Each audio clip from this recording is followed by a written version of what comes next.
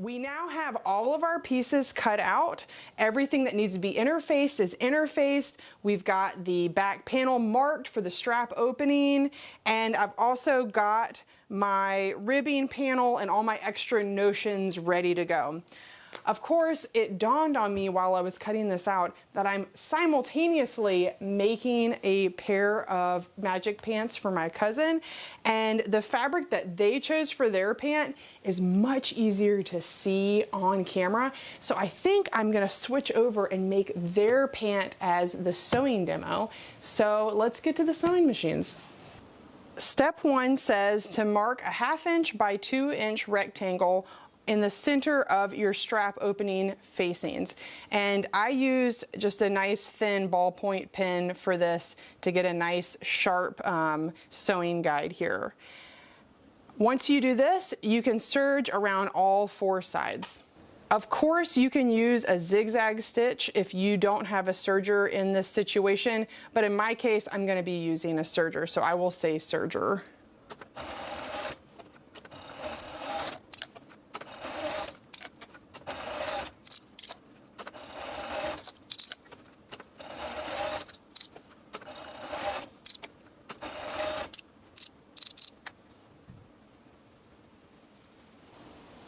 If you want to keep these serge corners from fraying over time, you can always run a quick bar tack stitch here in each corner. I'm doing it on the diagonal just so that I can make sure I get through both of those serged edges.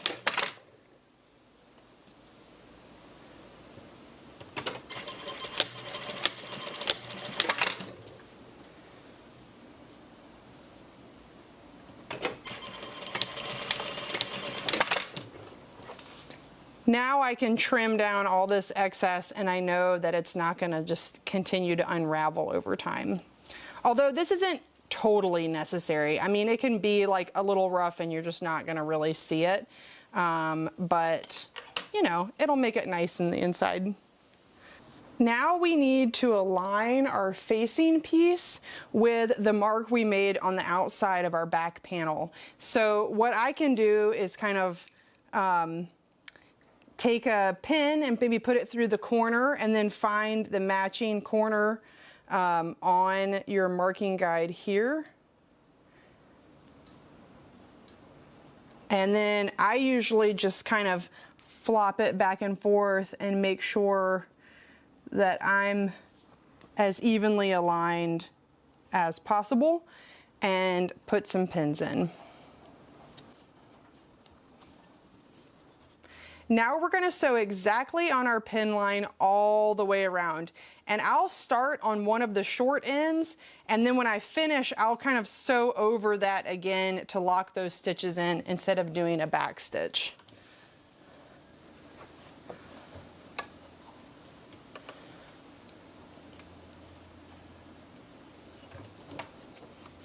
And if you want to lower your stitch length here, that can help you kind of get around those small edges.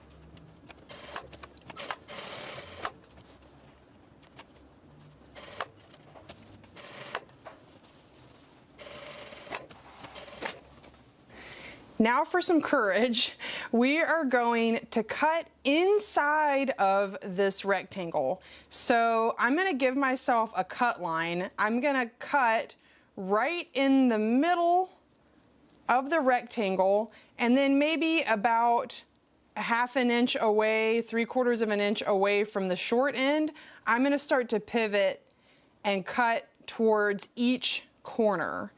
So if you've ever done a welt pocket, you've probably done some cutting like this. And I make myself a mark, then I fold in half and I get my sharpest embroidery scissors, and I begin by cutting on the fold just a little bit, just enough to get my scissors in there. And then now I can start to clip towards the corners. And you want to get really close to that corner.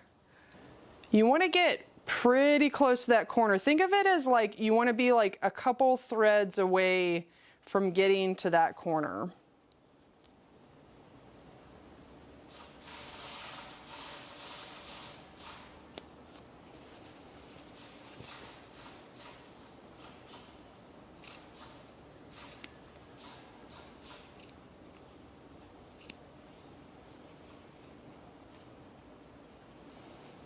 I'm going to show you what it looks like when you don't cut enough.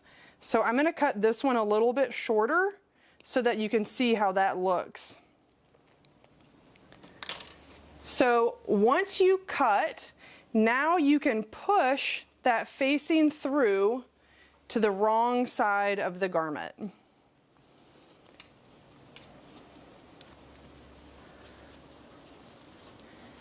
And I find that doing like a little bit of stretching here, it'll kind of help me get those corners to sit nicely. So I'm going to just stretch a little bit to help this sit flat, okay?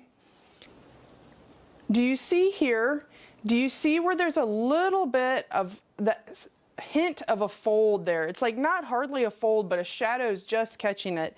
This is the corner that I didn't fully clip. And so if you don't clip enough, you're just not going to give enough for the fabric to turn out and spread enough to be flat. So if you ever have that problem, you can always just reverse what you just did, find that corner that's giving you trouble, and just clip a couple more threads towards that corner.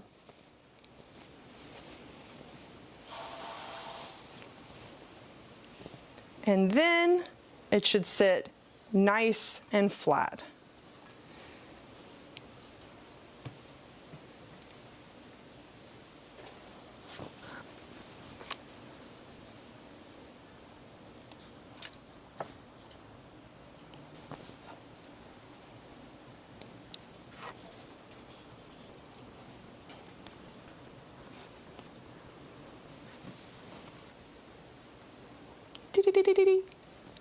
Finally, we're going to sew a top stitch close to the edge, about a 1/16 of an inch, all the way around to just really secure the facing and this whole opening in place. And it just gives it another stitch to help hold everything down.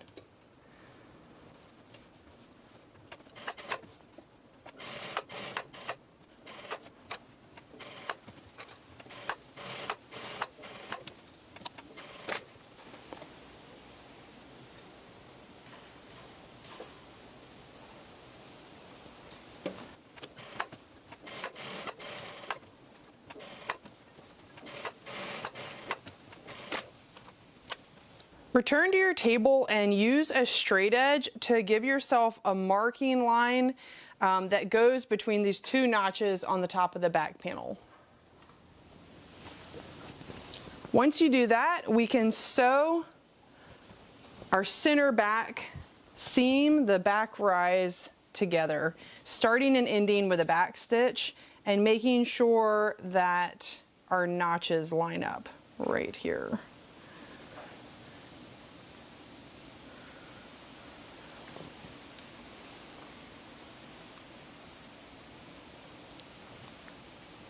I'm going to also make my stitch length a little longer now that we've done working with the strap opening.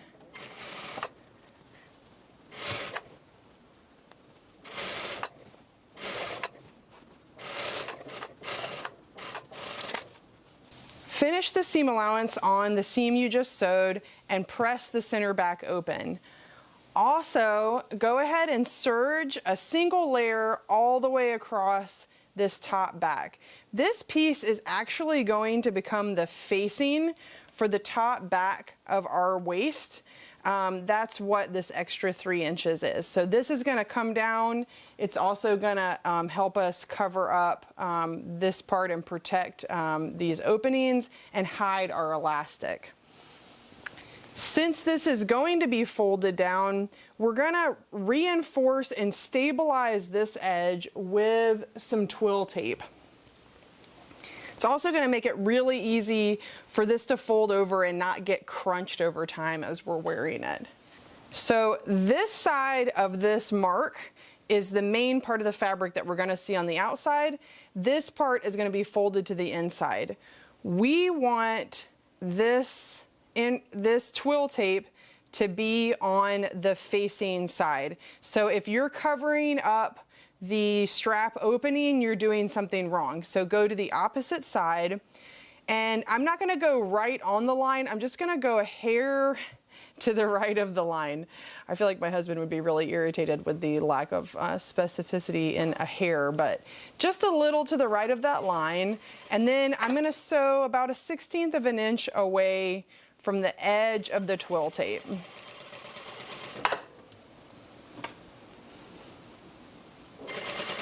And you can see the value of having that drawn line now. It makes this step so much easier.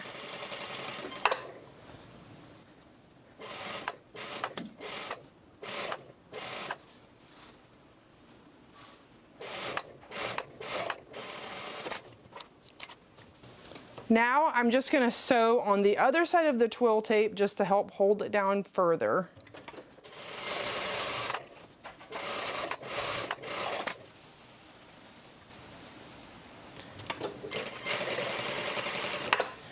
This final stitch is not necessary at all. I just think it looks cool, so I'm going to do it.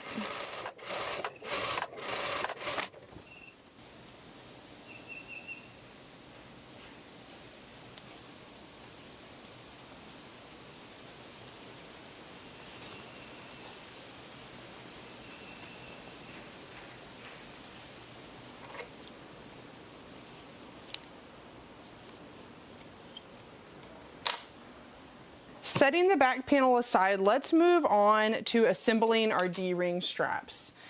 We only need one piece because we're going to make one strap and cut it in half to use for both sides. So start by folding this in half and sewing it down. And remember, I'm using a 1/2 inch seam allowance on this entire project.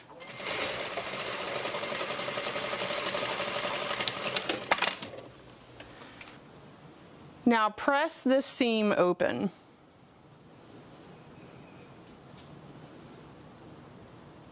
And put the seam in the center of the strap.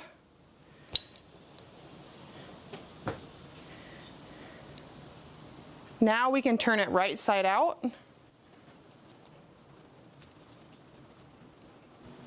Come on, come on. Yes, yes. Give it to me. Very good. Okay. Making sure that your seam is in the middle, give it another good press. I love this technique because it means that we're just going to completely hide that seam when we go to put this strap in. Now fold this in half and cut this in two, and we'll have 2 D-ring straps. Wrap the strap around the straight edge of the D-ring, making sure that the seam side of the strap is going to be hidden on the inside. Okay, so I lied. Here's the one exception to the 1/2 inch seam allowance rule right here. You want to start by sewing these at 3/4 of an inch.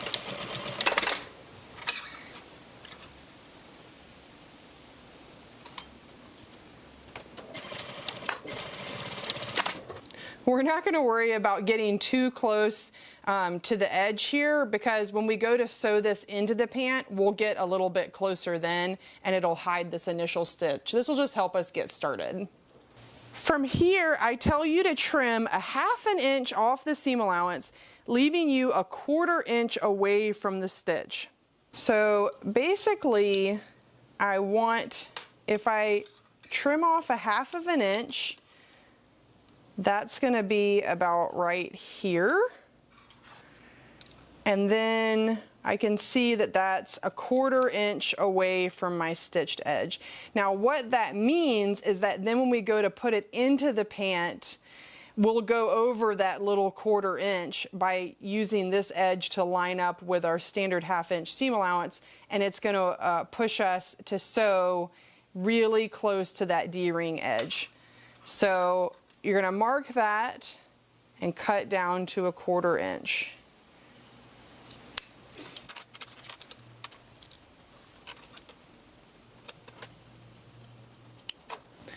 With right sides together, we're gonna sew down the center front rise, starting and ending with the back stitch at a 1/2 inch.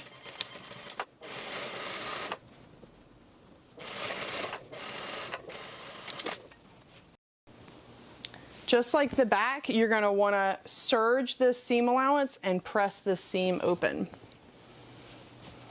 Grab your top pocket bag piece, piece number E, and you're gonna lay this down right sides together, and everything should line up, and that should be a very good sign to see that top edge line up, and see then we've got a little angle here, and then this is what's gonna create the pocket opening here.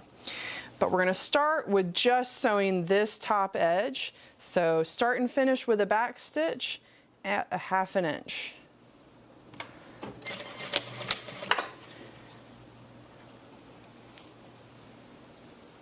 If these don't exactly match, do your best to just center the two pieces. This is also going to get twill tape just like the back, the top of the back. So every piece that makes up the top waist is going to have twill tape on it. So here you could do like before and hold this all the way to the edge. We are gonna end up trimming this corner, so you can actually go a little bit shy of the corner if you want, since we know we're gonna trim it there later. And I'm gonna set this just a 1/16 of an inch away. If we were to put it exactly on the stitch, then when we'd fold it, that little bit of, there's gonna be a little bit of fabric that's gonna be eaten up in the kind of the curve of it wrapping around the edge of the twill tape. And so it would make it a little bit off from the seam, which is why we wanna offset the twill tape just a little bit, like a 1/16 of an inch away from that stitch line. And we're sewing on the side where it's the top of the top pocket bag. It doesn't really make a huge difference, but it just means that it's going to be more to the inside if you put it on this side.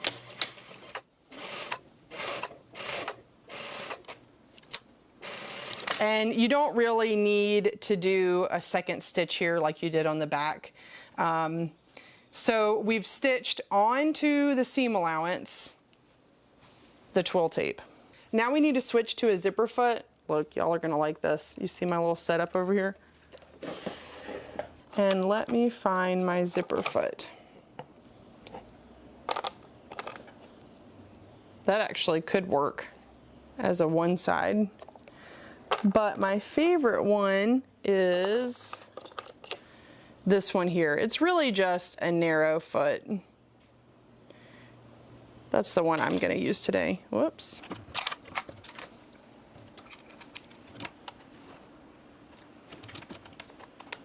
Okay, now we're gonna take our D-ring and we're gonna sandwich it between the front panel and the top pocket bag, lining up our new cut edge of the strap and pushing it as much as we can to that top seam.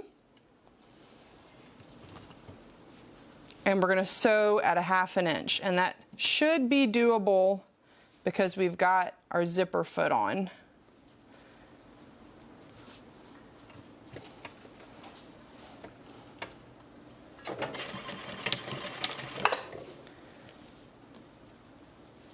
And you're going to want to come all the way down the entire strap, and when you feel you've got to the end, go back and give it a really good back stitch to just really reinforce it.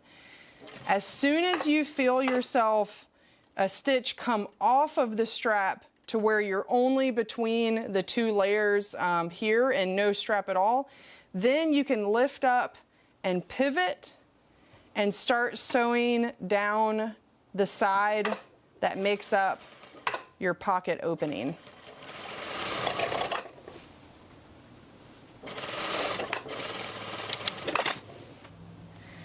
After you sew this down, you're going to want to clip just shy of that corner just to take out some fullness for when we turn this corner right side out. And then you're also going to want to clip towards where you pivoted your stitches at the bottom of the strap, beginning on the pocket opening, just to allow that to sit flat when you turn it right side out.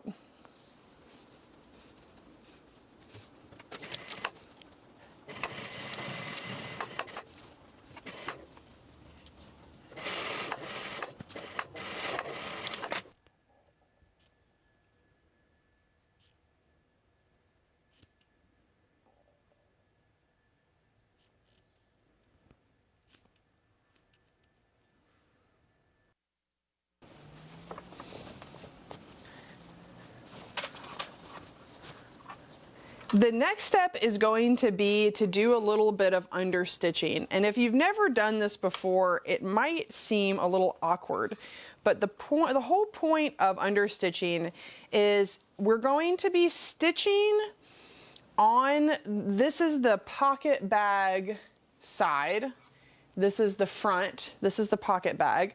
We're going to be stitching just to the right of that seam we just sewed, and we're going to be sewing through the pocket facing or the pocket bag through to both layers of the seam allowance.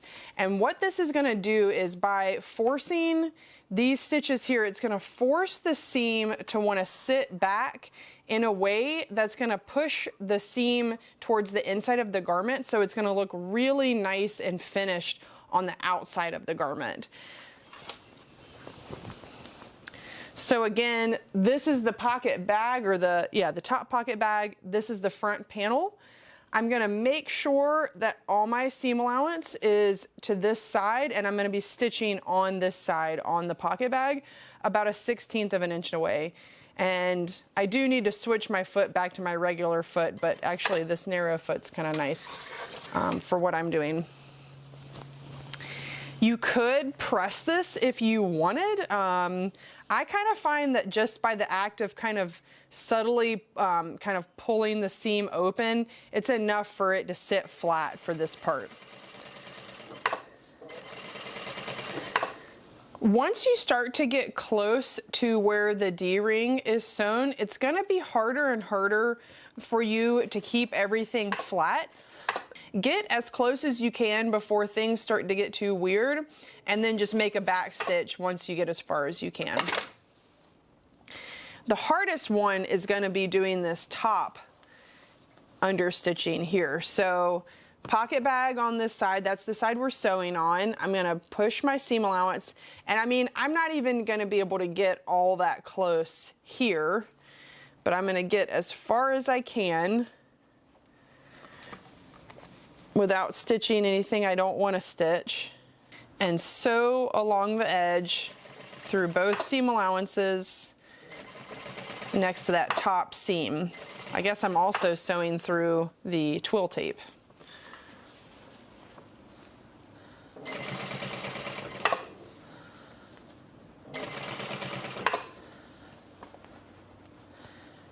Get as far as you can, and then give it a little back stitch and move on to the other pocket opening.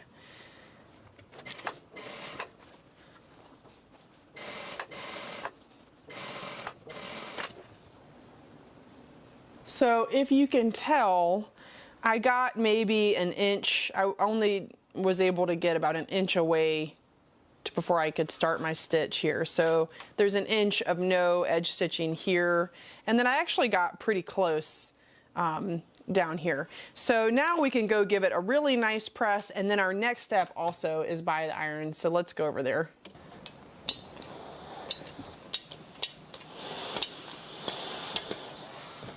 Next step involves our pocket facings. We are going to press a 1/2 inch on this bottom straight edge here.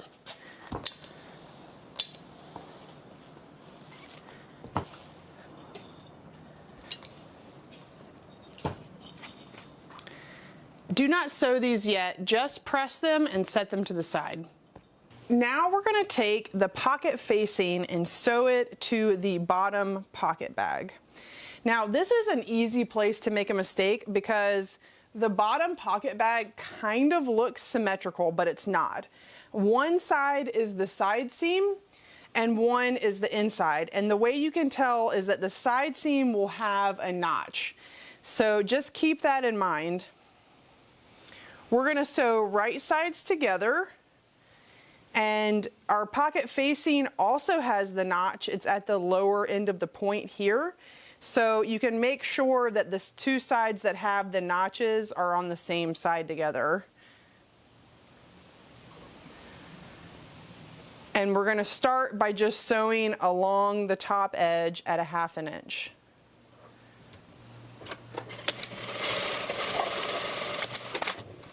This is the last component of our top waist, so this is the last piece that's going to get twill tape. Again, we are going to clip this corner, so if you want to just start your twill tape just a little short of that corner, you can. It just saves you a little bit of twill tape. And so 16 inch, enjoy.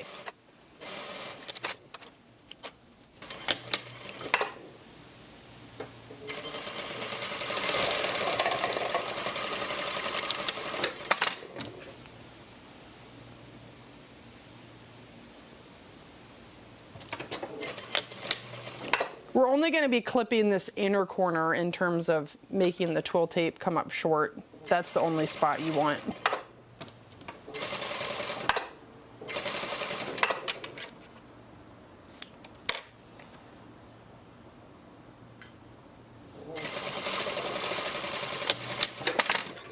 Now, if you didn't buy a Notion kit from me, then you will need to take your piece of ribbing, fold it in half to where the ribs are going up and down, and you're going to serge along this bottom edge. And this is going to be the finished edge. You don't need to turn it right side out. We're going to leave it like that.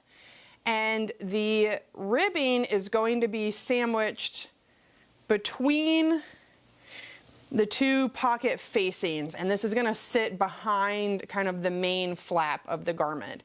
So what we need to do is very similar to what we just did with sandwiching the straps in the front panel.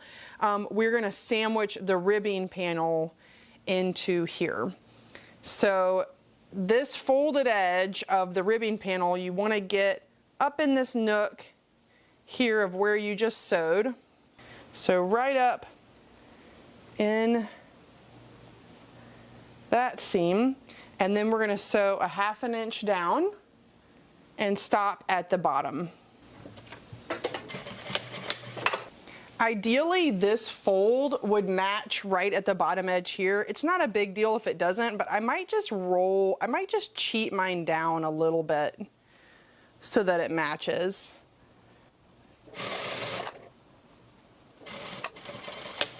And do a good back stitch here. Again, you're going to clip this corner to alleviate fullness in that corner when we turn it right side out. And then, ta-da! Now we'll do the same for the other side.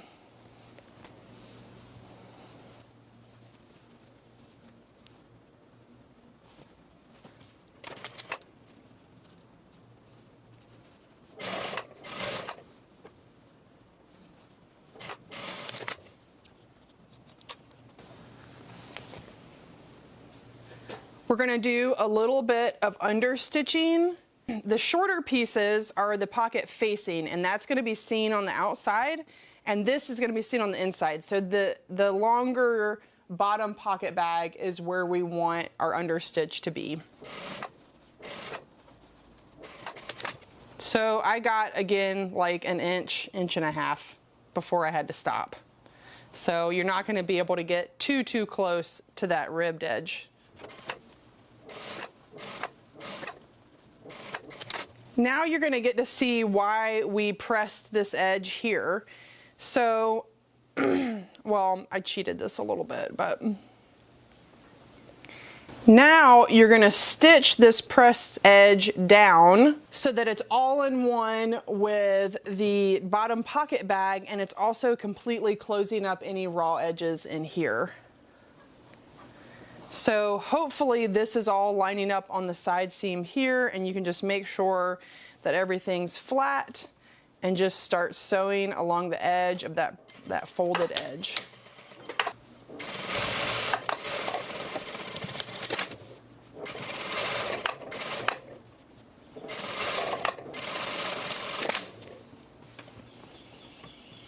So now all of this is closed up and we are ready to attach this to the rest of the front panel.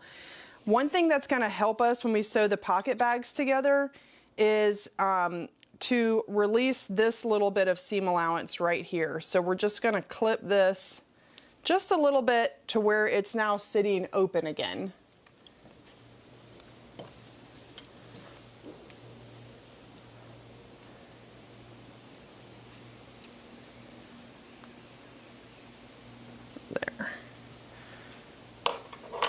You're going to start by laying your front panels with the D-rings face down on your table. Now take your pocket facing that you, actually I might give this a press real quick. Now take your pocket facings that are attached to your ribbing. Again, this part, the shorter piece, is the part that's going to be seen from the outside. So this is also going to go face down behind the front center panel, and you should see that the pocket bags should be lining up at this point.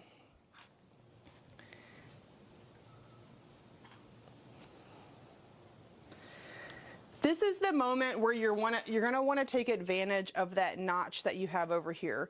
So mine is like right at the base of my pocket opening here. So, and same, it's like right at the base of the pocket facing. So I'm gonna start by matching that up first. And I'm gonna line up all of my side seams here. Okay. And put a pin in. Now, this is looking really good. I'm liking what I'm seeing here is that this piece is above the D-ring, so the D-ring has coverage when you look at it the outside, but see how it's just scooping under so that you have that little way that we can just hide this little bit of ribbing when you're wearing it.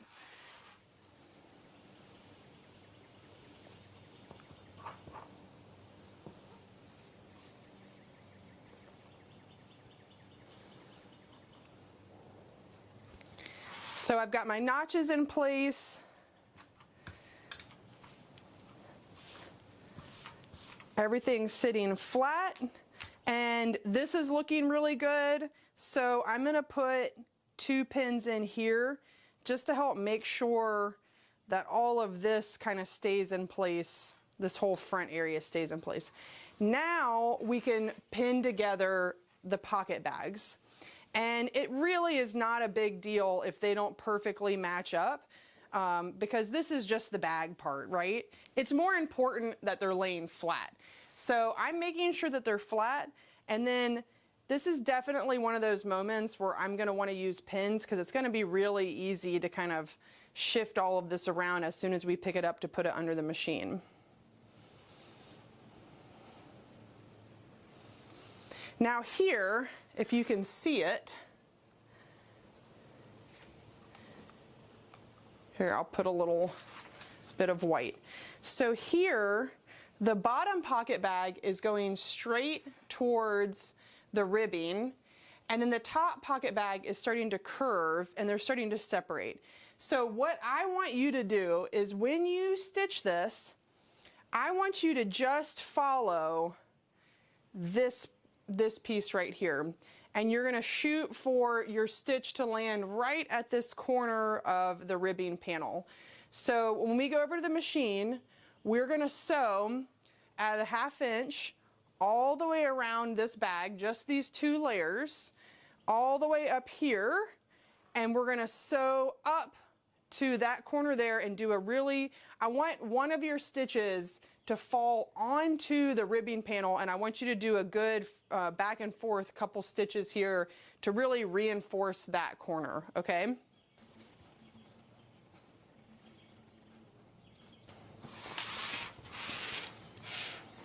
Once we sew this pocket bag, stopping at the ribbing corner, and then sew this pocket bag, we're gonna go over to the serger and we're gonna serge this seam allowance, but we still have this bit of raw edge seam allowance here that we need to deal with.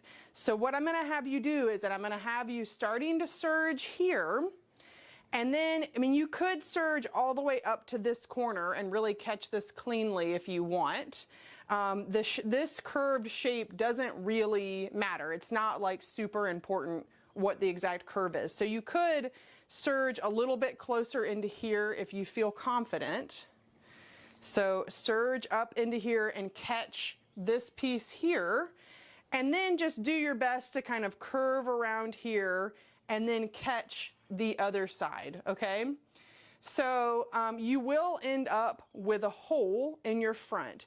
And I tried to figure out how to close all this in, but we really need this to be free so that it can stretch and return and help us get the garment on.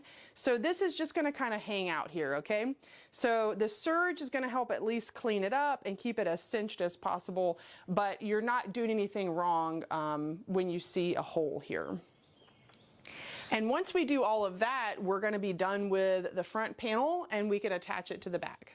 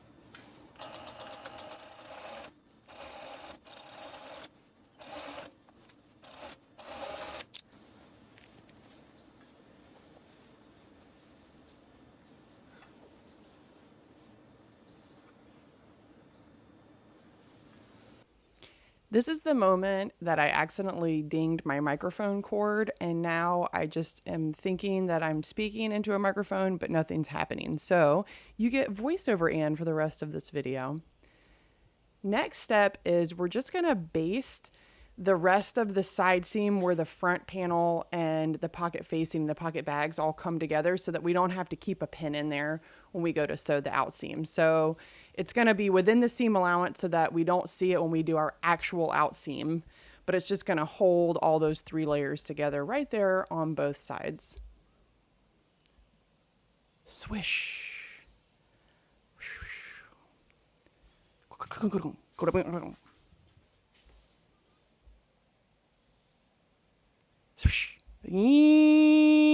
Clink, clink. Pen. Just kidding. I'm not going to do sound effects for the whole rest of this video, but it does kind of suck to not have the sound of the machine anymore. Now that your front is all together and connected, now it's time to grab your back panel, and we're going to attach the front and back starting with sewing the entire inseam. So I like to begin by taking the 2 crotch seams and lining those up together first and putting a pin in. Next, I go to the knee notches that are about halfway down your leg panel, match those up and add a pin.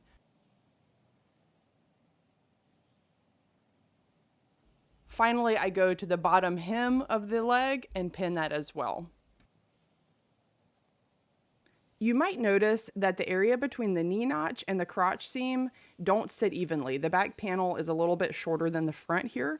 That's totally normal. What you need to do is you need to stretch evenly between the knee notch and the crotch seam until those two panels sit evenly. So just enough to where it sits flat.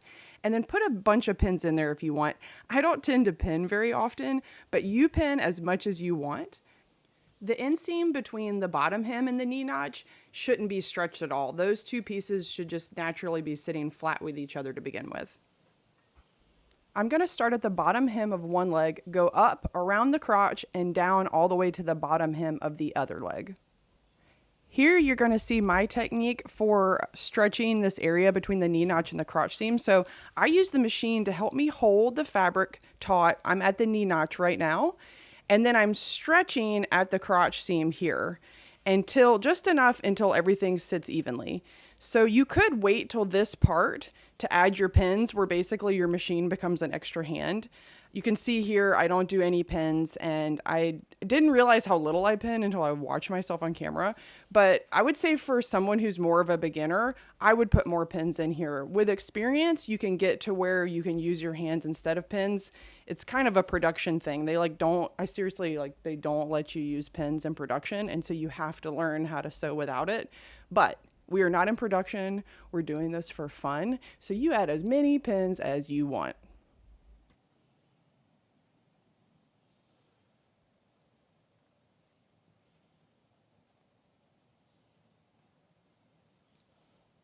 This is where I'm telling you to hold off on finishing the seam allowance on this inseam, because I want you to go ahead and sew the inseam and outseam and try the whole pant on first before we finish these edges, because you might find that you want to narrow the leg or you want to change something, and it's just way easier to do it before you add the serge. So that's my advice at this point.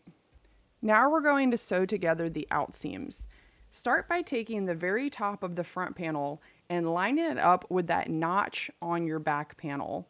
The notch is below the twill tape at this point, and then you're going to take all of that material above the notch and fold it up and over the front panel. So now the front panel is being completely sandwiched by the back panel. Again, I'm not going to really do much pinning here. I'm going to line up the outseam as I sew. So if you don't like that idea, certainly put a pin in here first instead of just going ahead and putting it in the machine. What I like to do is I'll start at the top here. I'll give this several back stitches because this is going to be a point of strain. And then once it's settled in there, I'll line up the knee notches together and I'll line up the bottom hem.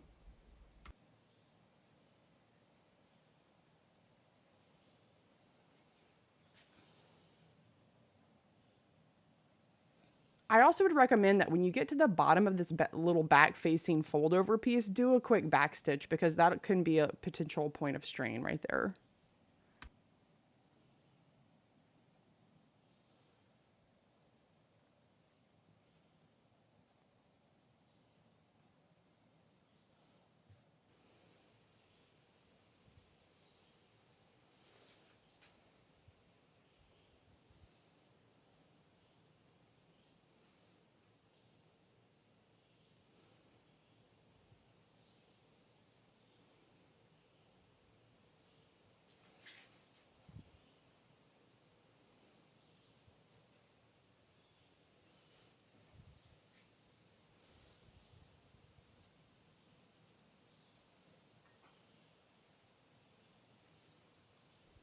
I also would recommend doing a back stitch at the bottom of the pocket opening here, although apparently I didn't do it on the other side, but again, point of strain.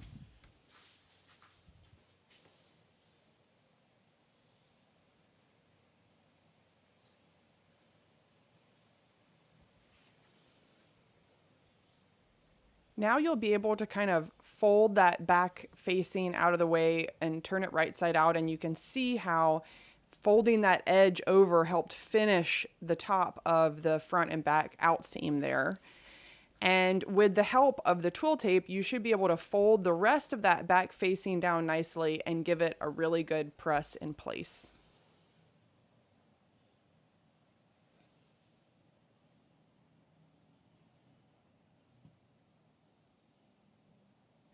Setting the pant to the side, we're going to move on to sewing our straps.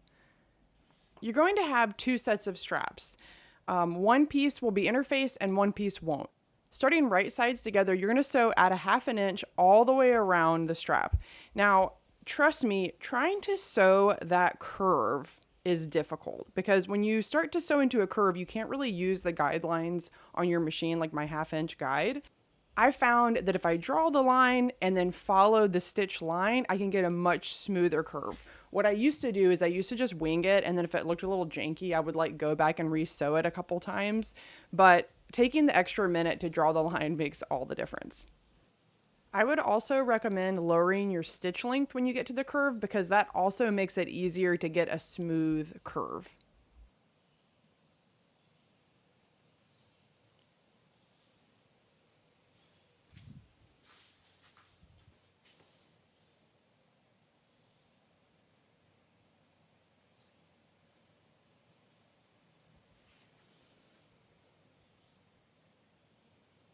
Make sure to start and finish with a good back stitch.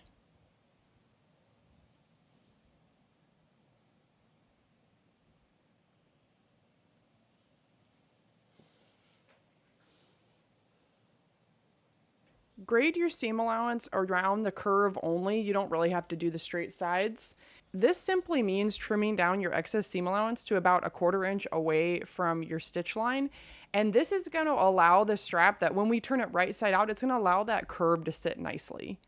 Conversely, you could also notch the seam allowance instead of grade the seam allowance, or you can do some sort of combination of both. So there's so many different ways to do the same thing. This is the way I prefer, so do whatever you want to do. Now for the fun task of turning the strap right side out. I used to try to start from the opened edge, but I learned from another woman on Instagram to actually start from the curved edge of the strap, get your thumb in there, and then you can stick some sort of stick. I think I have like a paintbrush or something that I use to just like push it all the way down, and it's much easier than starting from the opened edge.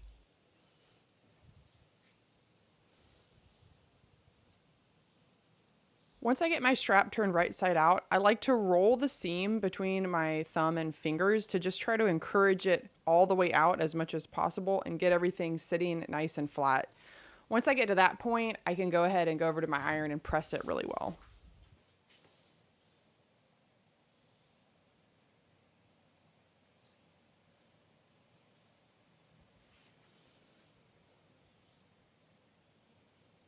We now need to mark the guidelines for where our snaps need to be on our strap. Starting from the tip of the strap, mark over 3/4 of an inch and then find center between top and bottom there.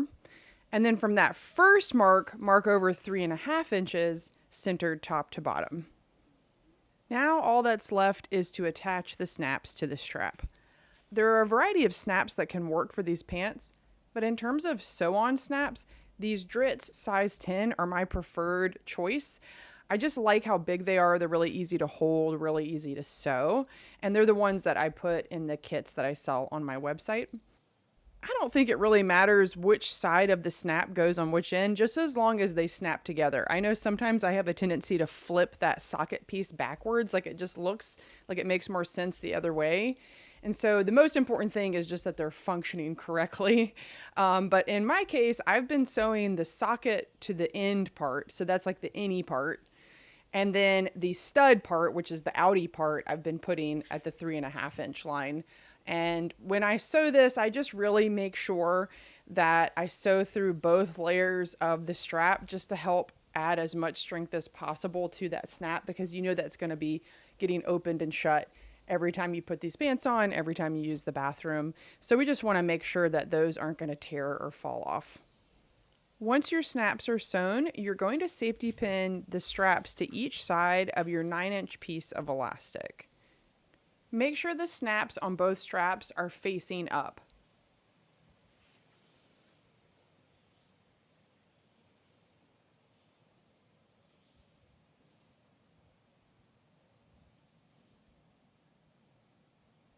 We're going to temporarily pin the strap into place at the center back of the pant so that we can try on the garment at this point and see if there's any changes we want to make. Fold your elastic in half and make a mark at the center. Then we can use that to line up with the center back of the pant. Thread the strap on each side through its corresponding strap opening, making sure that it's turned in such a way that it will close around the D-ring. I can't remember which way is what, you just have to try it and make sure it works.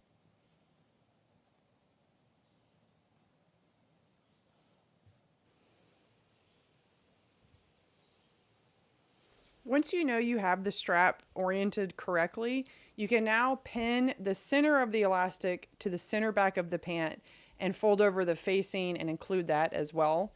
I don't put the elastic right at the very top fold. I kind of bring it down a little bit to kind of match the height of my strap opening. Now comes the fun part of actually trying the pant on for the first time. Once the D-rings are snapped into place, you want to gauge how the waist is feeling in terms of tightness and making sure that it's coming to the height that you want it to be. So if it's too loose, I would recommend pinching somewhere on the strap and pinning it with a safety pin for now, just to kind of get to the tightness that makes you happy.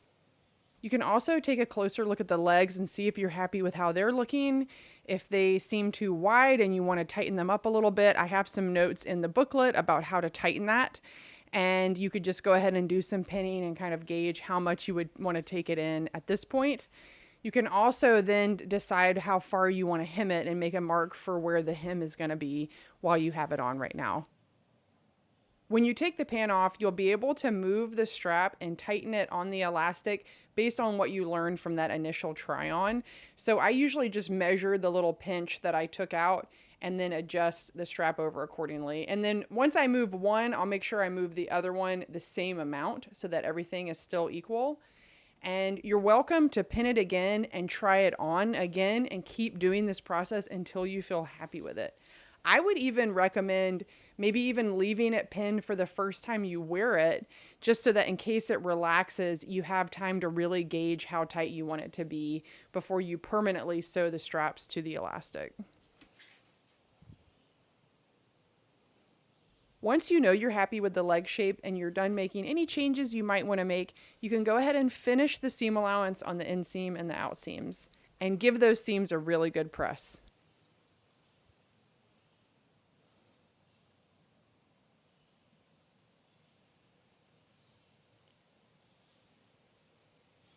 Once you're happy with the tightness of the straps, you can now permanently sew the strap together to the elastic. One mistake that people tend to make is they want to sew on the edge of the fabric strap rather than the edge of the elastic. You want to sew on the edge of the elastic because if you sew on the edge of the strap, you're basically shortening your elastic. And we want to keep as much elastic as possible to give us the maximum amount of stretch. If you want, you can trim your strap down after you sew it, or maybe you leave it a little bit long in case you want to make adjustments later on. Another thing that folks get confused by here is they want to push the elastic inside of the end of the strap. And you could do that if you want, if it fits, but I find it works just as well to put them on top of each other. It's easier. And again, like no one is going to see this.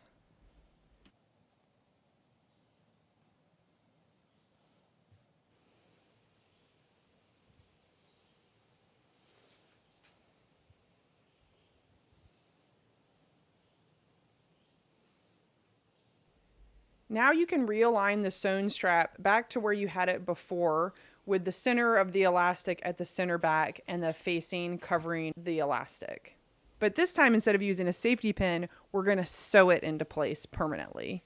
It looks like I'm being smart here and double checking that I have the strap oriented correctly so that it will actually close the way I want it to close. So make sure to double check that. Once I've got these 3 layers lined up nicely, I'm going to go ahead and stitch in the ditch down center back. And this is going to be the only place where the strap is going to be permanently attached to the pants.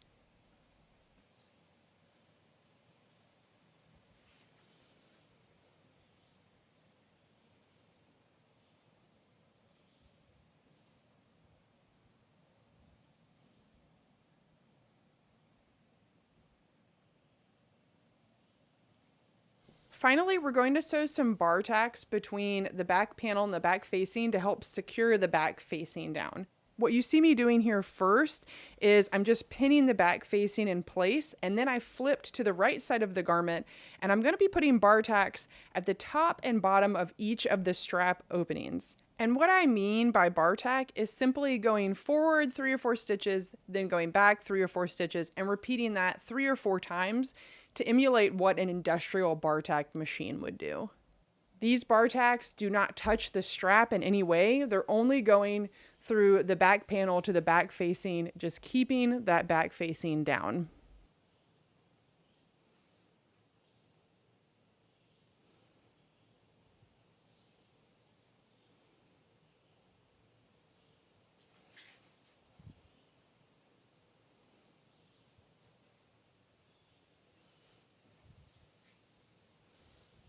The only thing remaining to sew is the hem.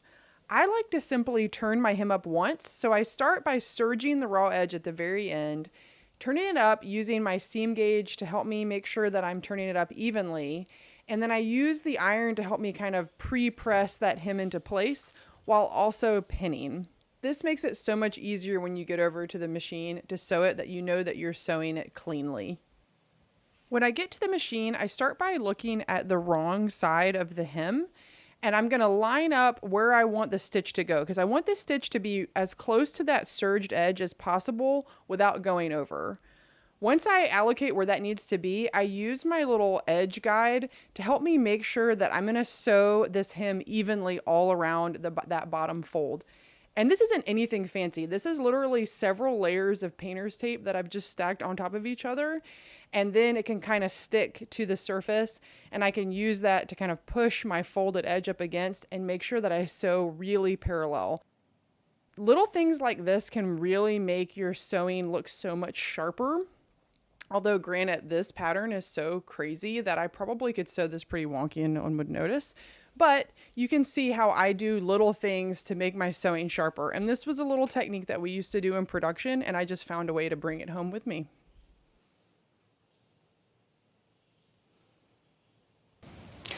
And that's it. We've officially completed sewing our very own magic pants.